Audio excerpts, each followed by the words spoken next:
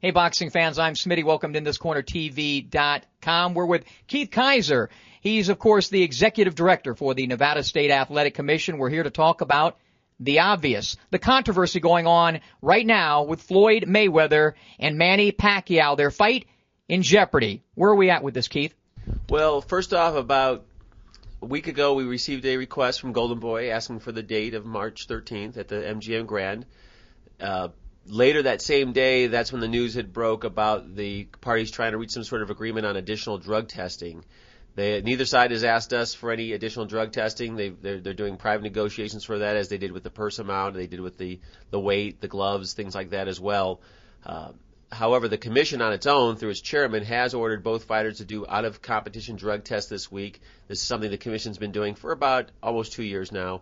And the fighters have this week to go in. They're going to give urine samples, and that'll be tested for the out-of-competition prohibited substances as declared by WADA.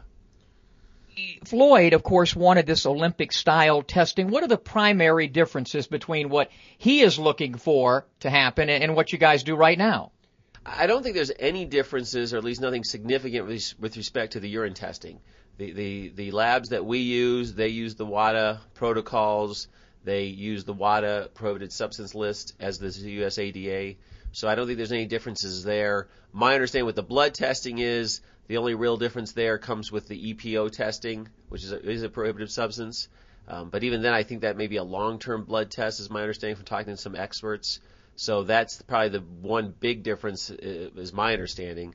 But as far as the steroids go and the other prohibited substances go outside of EPO, the difference is negligible. As we've heard it, and you know it, is the situation, or has the situation been that Pacquiao is concerned about the randomness of the test, and he doesn't want to have his blood taken too close to the fight because he has said that apparently that weakens him? Is that apparently the problem right now with? I don't know why both sides have the positions they have. I can tell you there are risks involved with blood testing that you don't have with urine testing. Obviously, it's a much more invasive test. Even when they give blood to us for the HIV and the hepatitis results, they do that in a sterile environment. They give blood in a hospital or in a doctor's office or a laboratory, something along those lines. We never want to take blood in a dressing room before or after the fight for it's not a sterile environment. You also have chances that you could nick a vein, you could cause some bruising or something like that. So yet more reasons why we do the urine testing and not the blood testing.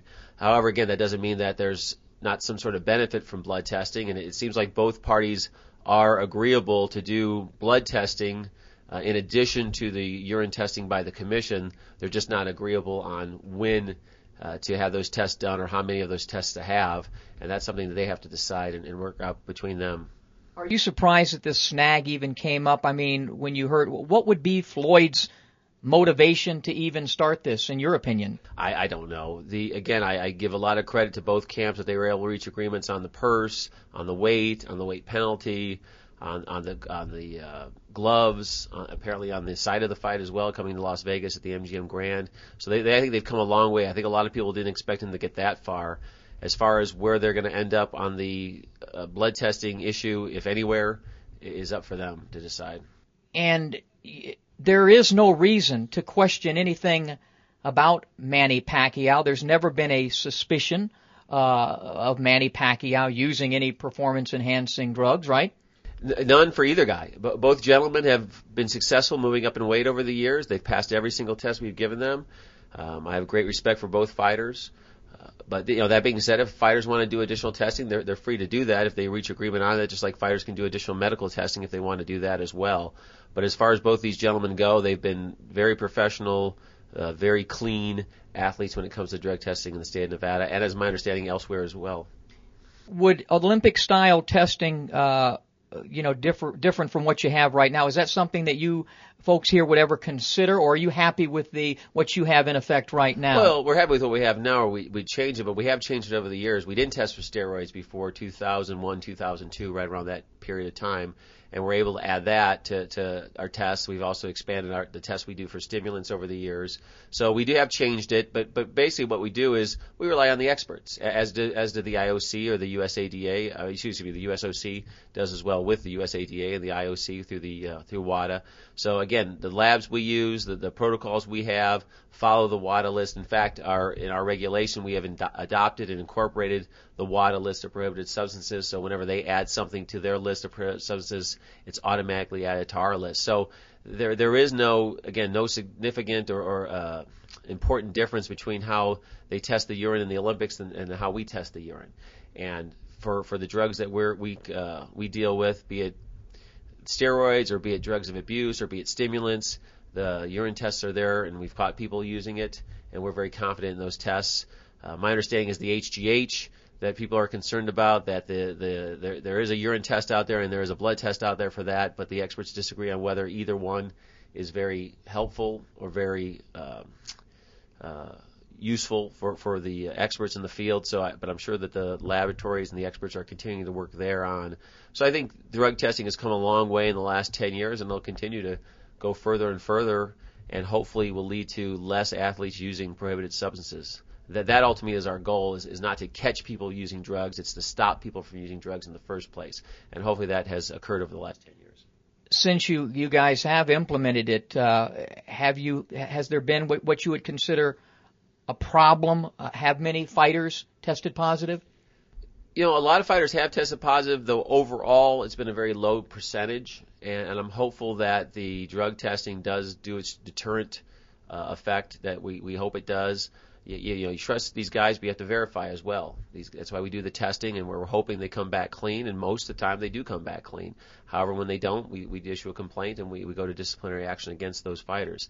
But I think the fact of the education that's out there now, congressional hearings they've had on these things, just the fact that I think fighters now can be more at ease, that their opponent isn't trying to get an unfair advantage against them, all that I think leads to a deterrent effect, and you see less and less drug use than you would have, say, 5 or 10 years ago. However, that doesn't mean it's all gone, and that's why we have to stay vigilant, and we have. On that same subject, how does that compare with the UFC and the testing of those guys? We've had kickboxers, we've had mixed martial artists, and we had boxers all fail tests. But the vast majority, the overwhelming majority in all those sports, they pass. And so I think that bodes very well for the athletes involved as well as for the commissions involved. And hopefully that number will just keep getting lower and lower as the years go by. That's what it seems to has done. So there's no real set pattern there with respect to the different sports.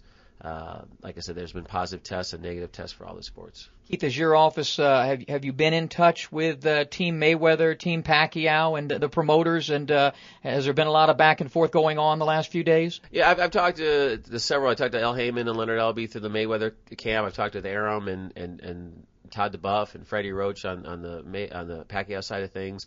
And it seems like they're all still hopeful that they can reach some sort of agreement on this last issue and have the fight. I think both fighters want the fight to happen, but there is this last disagreement that needs to be solved. So I think they're doing everything they can. Do you think it'll get solved? I don't know. I hope it gets solved because I think this is a fight that both fighters want to happen and that the fans want to happen. So it's a good thing for them as well as for the fans, as well as for the state of Nevada, as well as for boxing as a whole. So I hope it happens. Again, though, to get this far, I think a lot of people 2 months ago would have said we'll never get close to getting this thing signed. And they got very, very close, and hopefully they'll get over that last hurdle.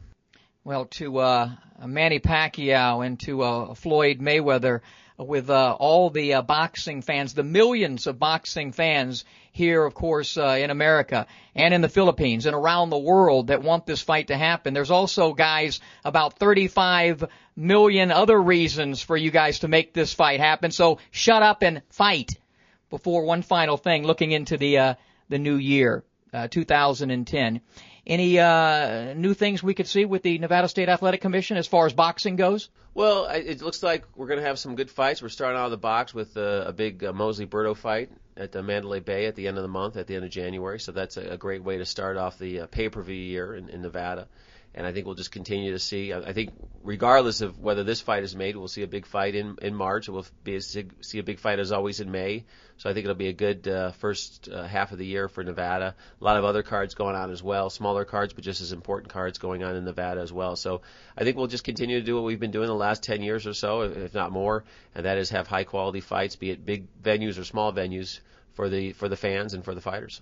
All right, Keith Kizer, the Executive Director of the Nevada State Athletic Commission. For InThisCornerTV.com, I'm Smitty.